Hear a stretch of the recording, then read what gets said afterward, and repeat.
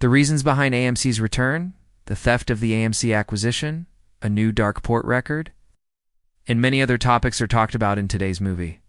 First, let's look at these numbers. Don't lie. Adam has made more than $5 billion in sales and brought AMC's sales back to where they were in 2019. There is a difference between the earnings from 2013 and 2023. So I think it is still important to look at this, even though it doesn't show 2024 since it is 2025. You can already tell that. AMC is doing better when you look at their results from 2013 to 2016 to 2023, but from 2017 to 2019, it really took off. It looks like we were at 4.8 for 2023 before came along, with the highest points being 5.47 in 2019 and again in 2025. What's going to happen in the next few years will definitely be even bigger, because we already know that AMC can make more money with the same number of movie theaters. However, the number of tickets sold is also going up, which is one of many hopeful signs that the AMC fundamental is going to get better. One big reason I'm showing this is so you know that what the short feces were. In 2020 is not now a proper fess. You can see that sales were not going well in 2020, which was to be expected since many of you know about the lockdown. Even though the short feces made sense at the time, the same thinking is still being used now that 2025 is almost here, and these feces are still saying that AMC will go bankrupt. That's obviously not the case anymore, which is why we said that everyone is always complaining about how badly AMC is doing, the bad decisions. But if you look at AMC over the last few years, you can see that it is actually doing better, which is why I said that the company's business structure is doing well. There is a lot more I want to say about this picture because it is so interesting. You can also look at this AMC. It's crazy how much volume they put into the big volume candle without changing the price, which killed the buys and kept the gapping down. Even though a big green candle can be seen, the price of AMC is going down right now.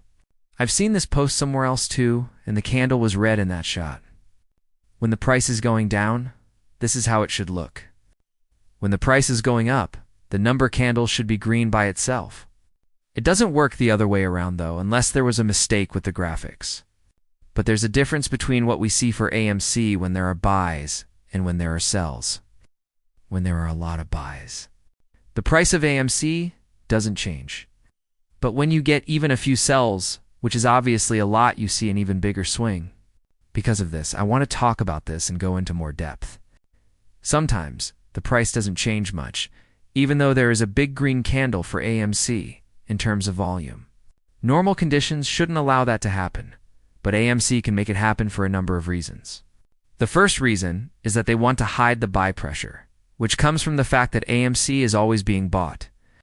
We talked about how keeping AMC at 350 won't force any individual buyers to sell. Instead, it will let us all load the boat with more synthetic shares, which you can see by the fact that there is no longer any buy pressure on AMC, which doesn't happen very often in other stocks. I really want to lower my AMC by $1 at this point. People don't sell their shares of AMC when the price goes down like they would with other stocks. I can't speak for everyone, but from what I've seen on Twitter, YouTube, and even just by looking at what's in front of me, they know this isn't the case. We can see that the price of AMC is going down because of lies and oppression, but more people are actually buying than selling. And that's the most important part, which is what we talked about. It's easy to see how much buy pressure there would be on AMC, which is why they keep trying to hide it. You can also look at what's been going on lately, which shows that AMC and the GME group are at odds with each other. I bring this up because I think it's important to understand that this has always been regular people against big banks. AMC and GME have never fought each other. We've talked about how it's always been retail versus hedge funds versus, banks, but there has been some trouble lately. You can see how the price of AMC is moving against GME and how it's now going the other way. AMC moves with GME most of the time, and GME moves with AMC most of the time. Most of the time, the two stocks move together, with the most active company moving first. The prices of AMC and GME, on the other hand, move in the opposite direction when news stories quickly show a fight in the neighborhood.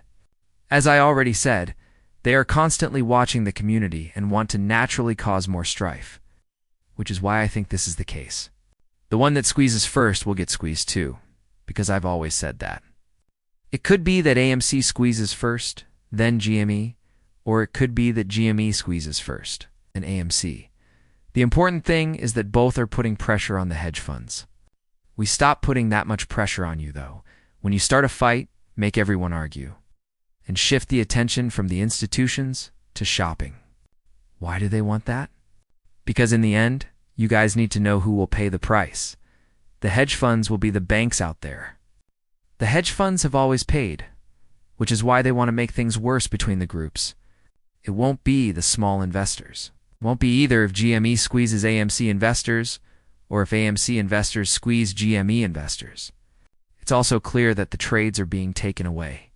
We can only assume that Bloomberg is shocked by how much trading happens in the dark pool, especially OTC trades that are sent there. For the first time, the amount of trades on the U.S. equity market is above 50%.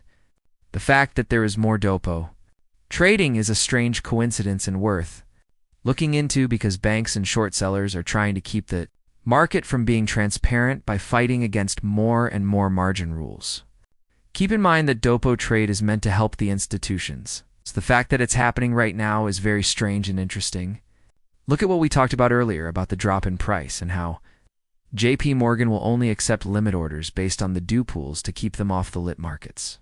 This will help you understand what's going on. It's still unclear to me whether JP Morgan Chase customers can only place limit orders or market orders. But the fact that this is happening clearly shows that DOP trading is growing. When we talk about this, they only want to increase the use of DOP trading when they're worried about something and don't want to show the real price. Because by stopping the actual buy volume from hitting the lit market, you're stopping the market from showing what they think the AMC price or GME price should be. The rise in PS shows that we are getting farther away from the real price discovery of AMC.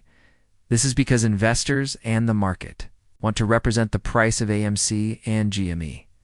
They won't be able to show that they are ready to buy AMC at $10 or $15.